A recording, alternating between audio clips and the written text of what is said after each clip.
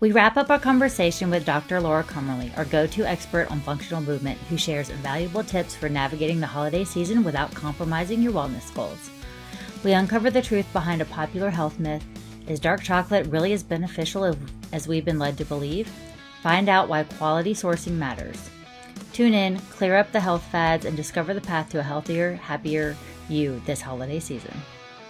The Discovery Doc Podcast, where your journey to empowered, non-toxic living begins. Join me, Dr. Cece, a doctor of nursing practice, self-proclaimed Toxin Tamer, and mama of four, alongside me, Anna Kate, your medical mystery overachiever. Together, we'll uncover the latest in functional medicine, debunk health myths, tame toxins, and provide practical tips for thriving in a modern world. Get ready to take control of your health with expert insights, raw stories, and actionable wellness strategies designed to help you and your family lead vibrant, toxin-free lives. Let's discover together. Welcome back to the Discovery Doc Podcast. We are here again with Dr. Laura, and we are wrapping up our month-long conversation about functional movement and all of the wonderful things that happen if you fall off the wagon, if you're a consistent, seasoned athlete, all of those things that movement is king, and the things that we can do no matter where we are. Yeah. So we've got a question because the holidays are coming up, and yes, all of the food things are going to go in the face.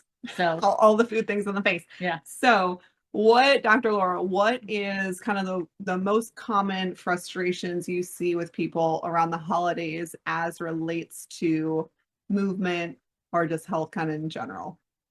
I feel like around the holidays, we have a lot of extra things pop up. So it's the change in the schedule, change in the routine, which then leads to the changes in your nutrition and with your training.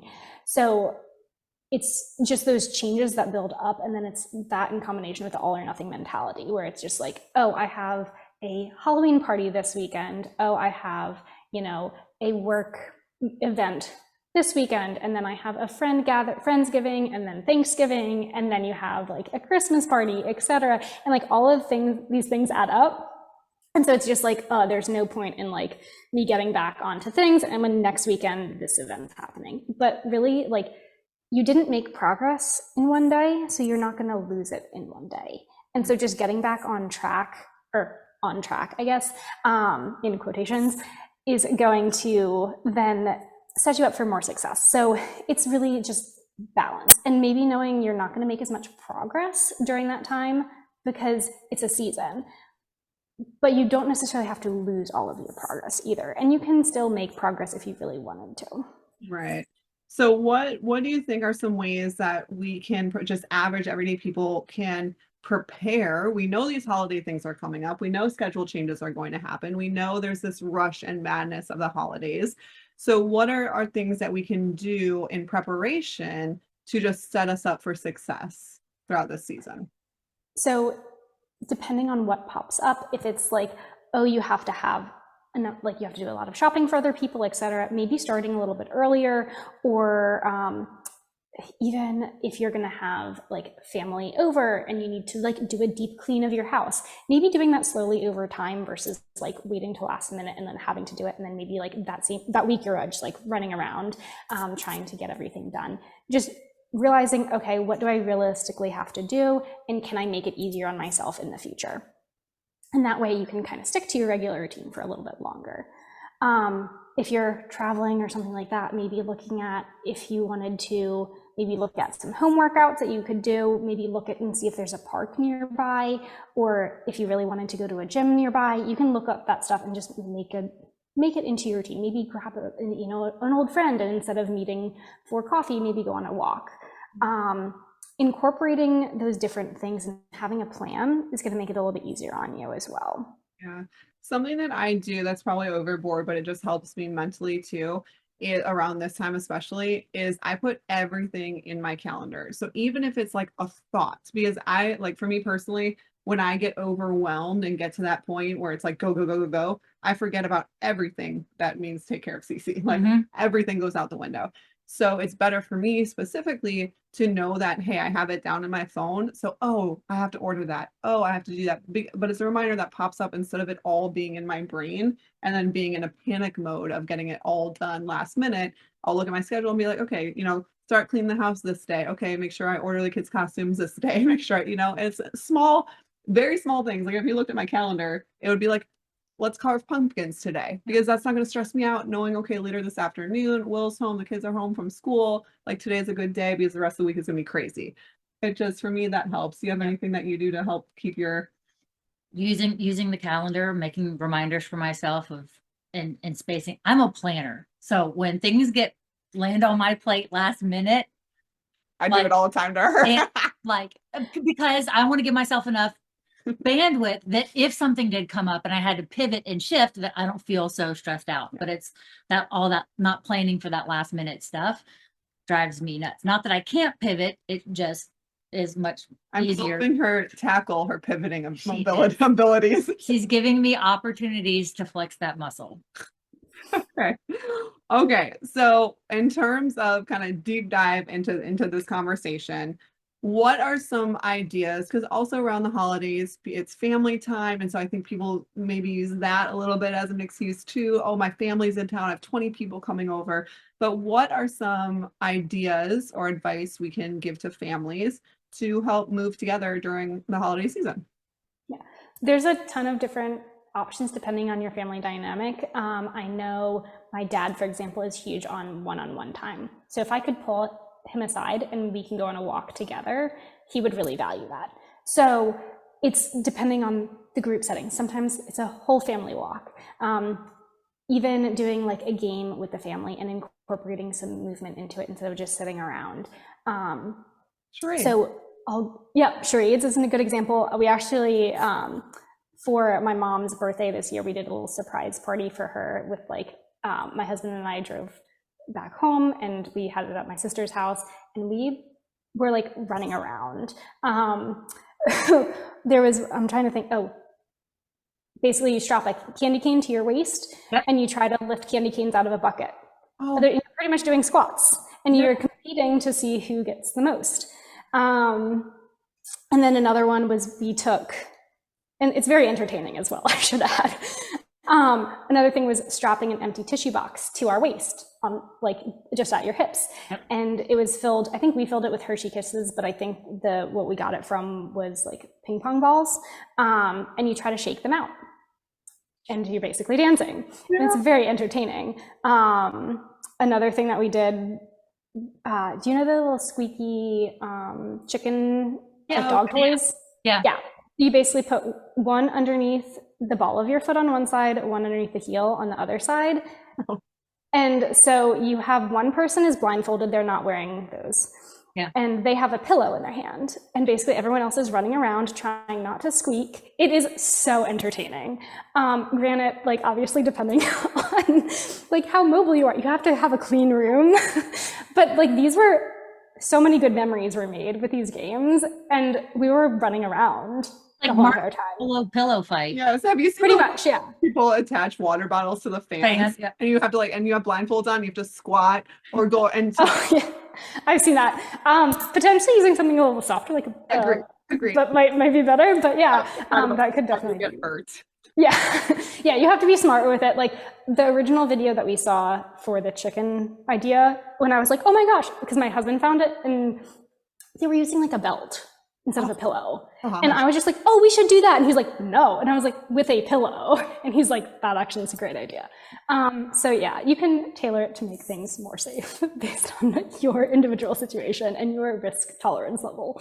I love that. There's also really fun ones where have you seen the ones where there's countertops and you start, it's basically a relay race. There's so many different relay races you can make where you're running around the island and having to get back and either you're catching something in your mouth or trying for something not to spill. There's so many different options there. I love that you brought that up because it might not always look like being outside and going on a little going on a walk or whatever. For us, we try when the weather is good here, we love around this time going on fall nature walks and hikes and little things like that, or walking the dogs or taking the dogs to the dog park. But yeah, fun games like that is such a good idea. Yeah. Throwing around a football too is another more classic thing. Which one? Throwing around a football or playing kickball or something like that. But the thing is, as our families grow and as our families evolve, like we're creating these new traditions. So we can start with those more active traditions, however you want to make new memories with your family too. So it's all kind of what fits in your family dynamic. Yeah. And laughter flexes Yeah. that abdominal wall. Absolutely. And it also helps in terms of like beating kind of the fatigue that you get from a huge like Thanksgiving meal, let's say. You going out and being active helps you digest your foods, it'll help you feel better. Like it's just, and it's fun to be with family and like smash pies in people's faces and run away. You know what I mean? So I have one more question as we wrap up our entire month with Dr. Laura. This is a curveball. You were not prepped on this question, so She loves her curveball day. She threw me for a loop earlier today. Like, why did you do that like that? Okay. Knowing what you know now, if you could go back and tell your teenage self something that you've discovered of what makes Dr. Laura, what would you tell her? What's your number one discovery? The first thing that popped in my head was sleep is actually important. So it took me way too long to realize that. I think I was really hard on myself, and the whole, I guess, all my social media is paradigm of perfection because I needed that constant reminder that no one is perfect and that in itself is perfect. And basically, if you are trying your best every single day, that's all you can ask from yourself, and that's going to look different day to day, and that's perfectly okay. And more just like embracing who you are versus trying to be like other people. I think that is probably something that I needed to hear. I don't know if I would have listened, but essentially like the paradigm of perfection was kind of built off of what I felt like I needed for myself. So I love it. That's a great discovery. That is a great discovery. So tell our audience where they can find you, give yourself all the shout outs. What resources do you have? Where can everyone just see all the cool things that you do and the education that you have? Yeah, so I am Paradigm of Perfection on Instagram, on TikTok. I'm not as active on YouTube, but there are some resources on there. And then I also have my Paradigm of Perfection Plus Train app that is on my website, paradigmofperfection.com. So as you see it, there's a theme there. So if you do have any questions or anything like that, feel free to reach out to me through DM me on Instagram or whatever platform that you prefer.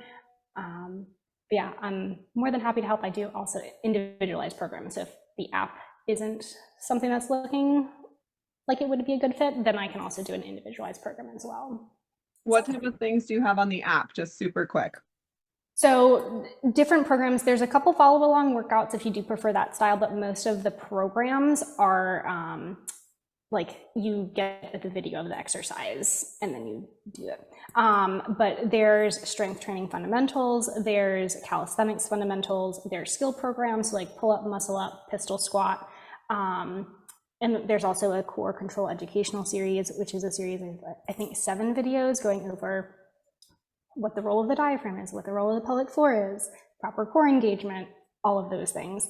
And then I'm trying to think if there's, prehab programs as well. So if maybe your shoulder has like a little niggle that's like not quite an injury that you need to see a physical therapist for, or if you want to provide a little extra attention after you're coming back from an injury to a certain area, there's the foot and ankle, knee, hip, or shoulder prehab program as well, and some mobility programs.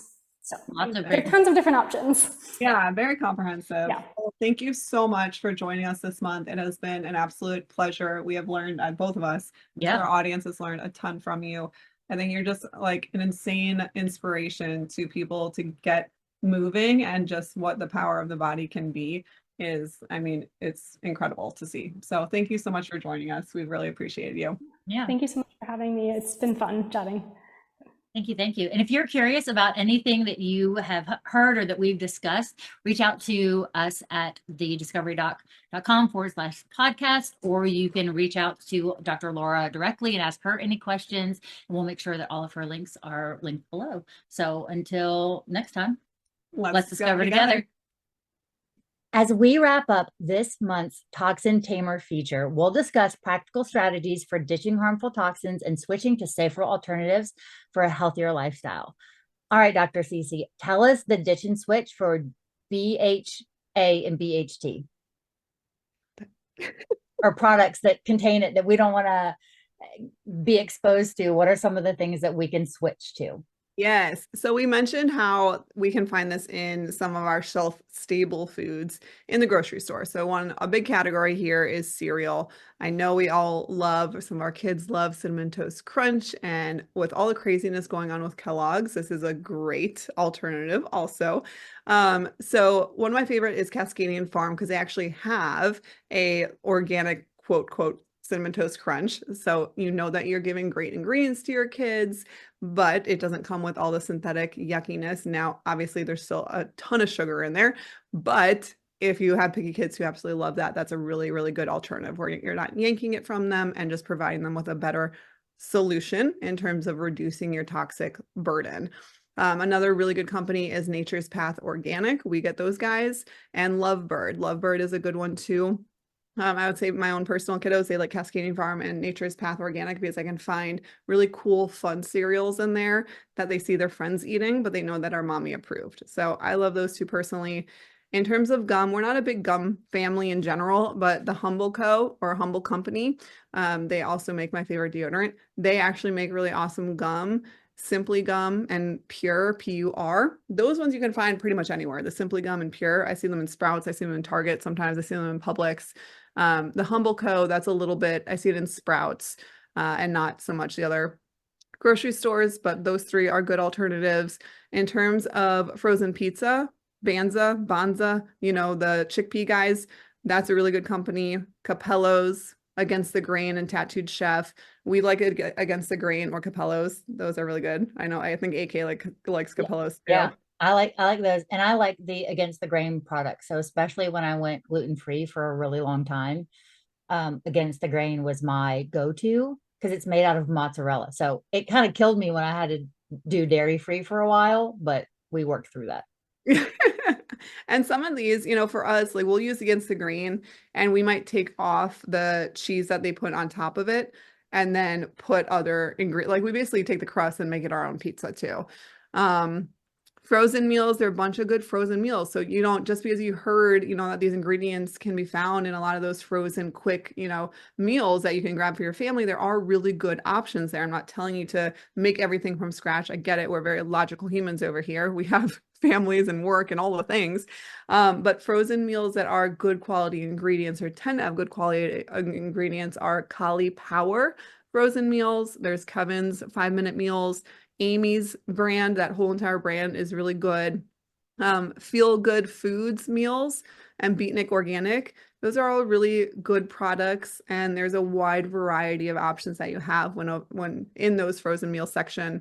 I think the biggest part is just reading and understanding the ingredients. I really wish that we could rely on these brands and these companies and our government, honestly, to not put synthetic chemicals in our foods that are banned in other places. It just doesn't make sense. It's not right. It's not fair.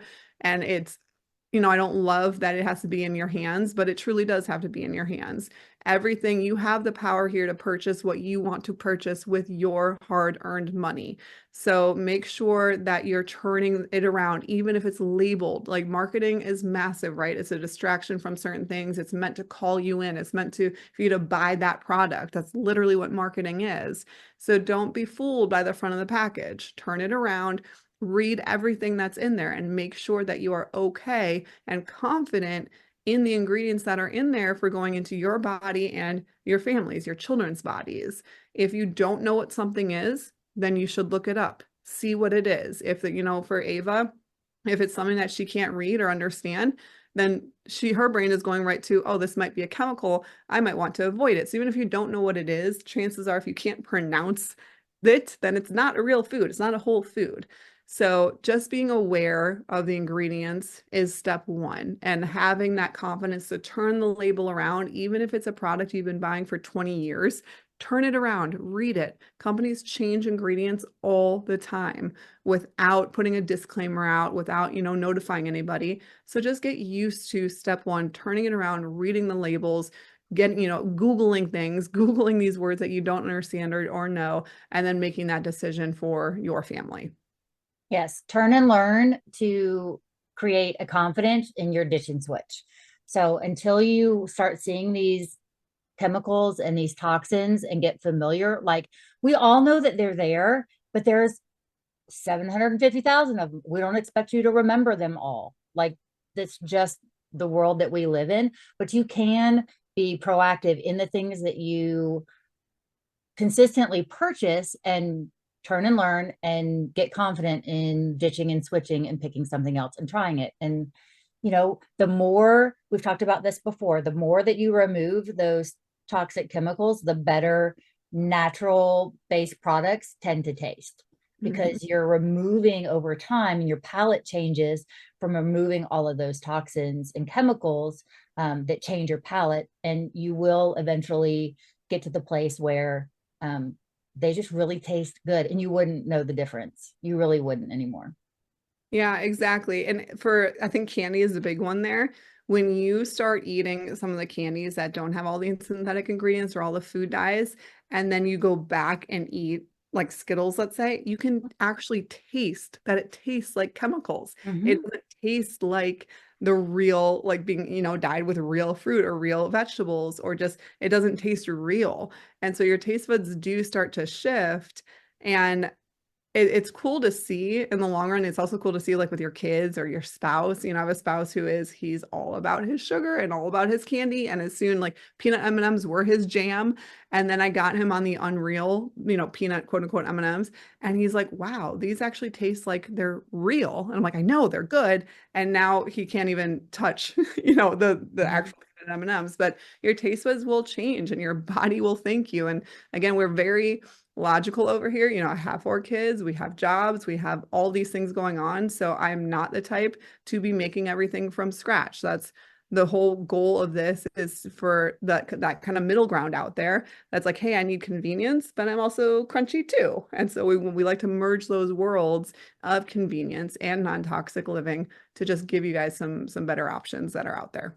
Yep. We just came out of Halloween and we are going into the holiday season. So if you missed our colorful culprits, our guide to toxic food dyes, make sure that you grab that. It'll be in an email. So join our mailing list to make sure that you get that. And we'll link it down below in the show notes as well. But just making those switches and make them one at a time. Don't change everything in your house all at once overnight. That's far too advantageous. But one thing at a time. When you run out of something, just switch it for something else if you know that there is a better choice. So we love crunchy convenience. Like that is the name of the game. So anything that has the convenience factor, but also the health and nutrition factor that we're looking for, that's kind of our barometer of where we start and explore from there. So make Discovery Doc part of your week every week in your routine. Subscribe and enable notifications to enjoy each episode of wealth and health knowledge and motivation as soon as it's available. See you next week.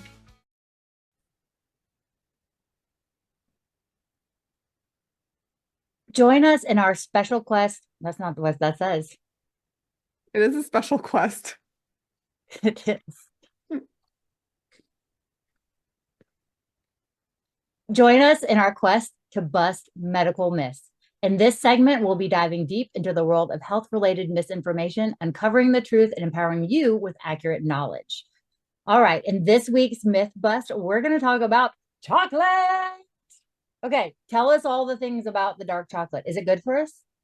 Okay, so first of all, shout out to my 8-year-old daughter here, because as we were prepping for these episodes, I was like, hey, Ava, what is something that you have heard and you want to know if it's true or not? And she thought about it for a minute and she said, I want to know, is dark chocolate actually good for us? Because I have a friend whose mommy said that it is good for her, so she eats it all the time.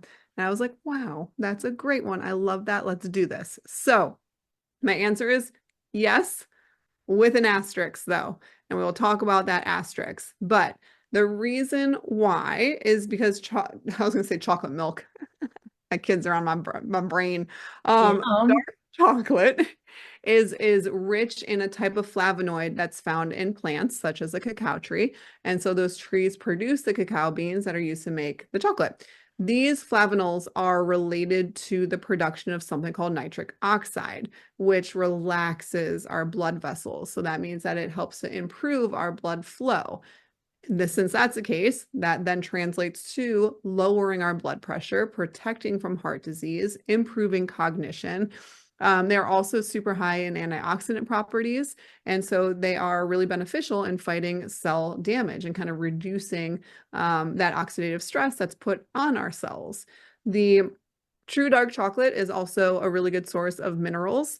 It's packed full of iron, magnesium, zinc, copper, phosphorus, and in your body, then we use those things to support immunity for zinc, let's say, for your bone health and your teeth health, the phosphorus, and it can contribute to better sleep because of the magnesium. So there are tons of studies that actually support dark chocolate and these antioxidant properties and mineral properties, and those health benefits. So yes, absolutely in that sense, dark chocolate is wonderful.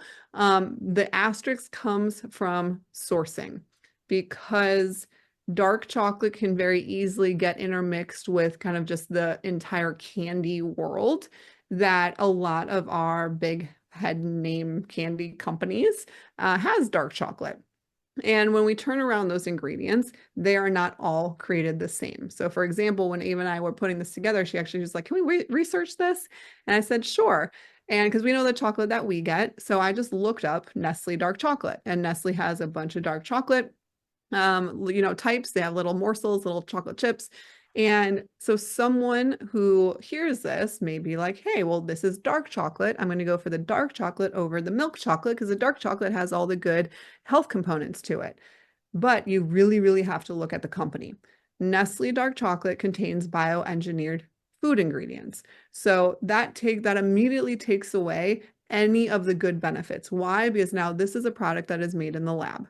This is a product that is made with synthetically fortified ingredients, or just synthetically made ingredients, because instead of being grown outside from a cacao tree, it is made inside a lab. So that is where obviously I can't expect any nutrient impacts to come from the bioengineered forms of this food group. The other side of it is that a lot of those companies also put in natural flavors.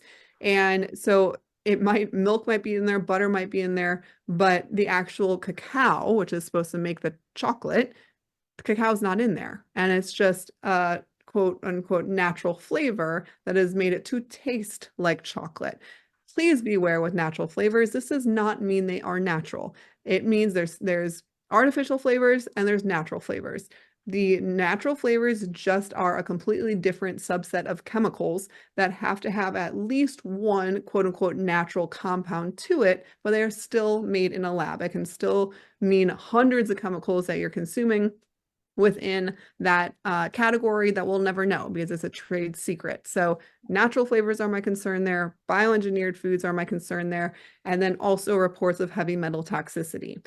Unfortunately, with the heavy metal toxicity side, this is where we, as just a world, our earth, our soil, we run into this problem because our soil is so damaged from how we humans have treated it, that even if we run the risk of even the most kind of natural chocolate coming from cacao trees, coming from the ground, having higher levels of heavy metals because our soil, our poor soil, is so rich of it because of everything humans are doing. So heavy metal toxicity, watch out for bioengineered ingredients, watch out for natural flavors.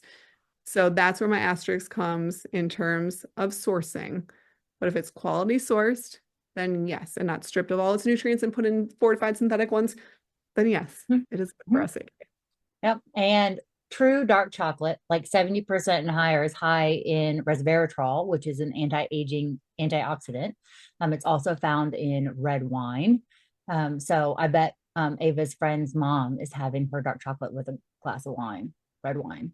I bet yes. I bet she is. Yeah, absolutely. And there are some good ones that are my favorites that have, they've done their due diligence in heavy metal testing. They've done their due diligence in quality sourcing, so you don't have to worry about that. Mast is my favorite, M-A-S-T, organic dark chocolate.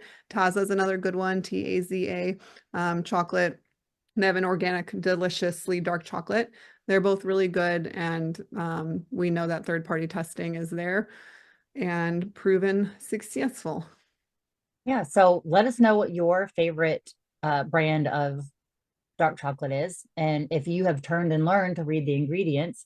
And I do think that we need to add to our myth buster, and y'all let us know if you want to learn more about this, of the difference between bioengineered, GMO, and all the other little iterations and all the things, to make sure that we are getting things that are as, close to nature as possible without having, bioengineered food. It's not really food. I don't know why it's called food. Not food. Not food. Bioengineered, not food. Well, thank you, Ava, for this question this week. And so big shout out to her. And if you have a question, share it with us. Let us know at thediscoverydoc.com. You can go on our podcast page. You can leave us a voicemail if you have a question, or you can type it in your name and type it out, and we will explore it if you have a myth that you want busted. But until next time, let's discover together. I love it. All right. Elevate your health this season with the guidance of Dr. CC. Join our mailing list at thediscoverydoc.com to receive her exclusive picks and swaps guaranteed to keep you feeling your best. Also, become an insider if you're an early adopter. See you next week. Thank you for joining us on today's episode of the Discovery Doc podcast. Remember, navigating the holiday season doesn't have to be overwhelming. Armed with the tips from Dr. Laura and the Toxin Tamer alternatives we've shared, you're on your way to a balanced, healthy holiday. Don't forget to join our mailing list at thediscoverydoc.com for exclusive tips, swaps, and healthy insights. Have a myth you want us to bust or questions about functional medicine? Reach out to us anytime. Make sure to tune in next week as we continue the journey. Stay curious, stay healthy, and see you next week on the Discovery Doc podcast. We navigate the vast ocean of health information. Let's pause for a brief disclaimer. The content of this podcast is intended for general, informational, and entertainment purposes only. While we're thrilled to be your Discovery Doc crewmates, we're not here to replace your doctor or healthcare provider. Think of us as your fellow sailors on the journey to better health, sharing our knowledge and experiences. Remember, always consult a qualified medical professional before taking any action based on the content of this podcast. Like a sailing adventure, this disclaimer may change occasionally, so be sure to check back for updates. Stay healthy, stay curious, and keep sailing with the Discovery Doc.